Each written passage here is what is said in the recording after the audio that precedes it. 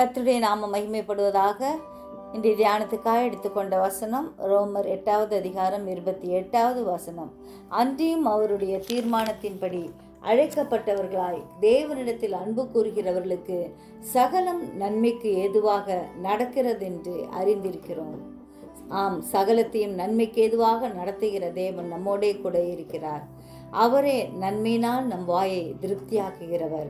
அவர் நம்முடைய கிரியைகளின்படி நம்மை ரட்சிக்காமல் தம்முடைய தீர்மானத்தின்படியும் ஆதி காலம் முதல் கிறிஸ்து இயேசுவுக்குள் நமக்கு அருளப்பட்ட கிருபையின்படியும் நம்மை ரட்சித்து பரிசுத்த அழைப்பினாலே அழைத்தார் என்பதை மறந்துவிடக்கூடாது.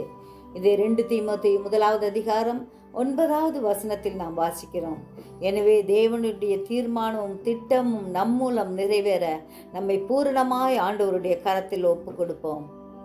அவரே நம்மை ஆசீர்வதிப்பார். கர்த்தருடைய அன்பில் மேலும் மேலும் வளர ஆண்டவர் கிருபை செய்வார். ஜெபிப்போமா. ஜீவிக்கதான் நல்ல இயேசுவே, இந்த அருமையான நாளுக்காய் நன்றியோடு ஸ்தோத்திரிக்கிறோம். எங்களை உடைய கரத்தில் பூர்ணமாய் ஒப்பு கொடுக்கிறோம். அழைத்த தேவன் நீர் உண்மையுள்ளவராய் இருக்கிறபடியால் நன்றியோடு ஸ்தோத்திரிக்கிறோம். சகலத்தையும் நன்மைக்கு ஏதுவாக நடத்துகிற கர்த்தர், எல்லாவற்றையும் அதினதின் காலத்தில் நேர்த்தியாய் செய்து முடிக்கிற தேவனாய் இருக்கிறபடியால் ஸ்தோத்திரிக்கிறோம். உம்மால் செய்யக்கூடாத காரியம் ஒன்றுமே இல்லைப்பா.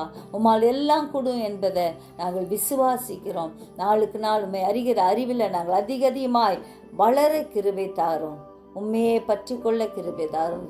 சிறியோர் முதல் பெரியோர் வரை ஒவ்வொருவரையும் ஆசீர்வதிங்க.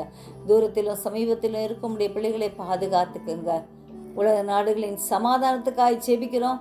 சீக்கிரத்தில் நல்ல செய்திகளை கேள்விப்பட கிருபை தாரும். ஆசீர்வதியும் வழி நடத்தும். இயேசுவின் மூலம் ஜெபங்கேளும் பிதாவே.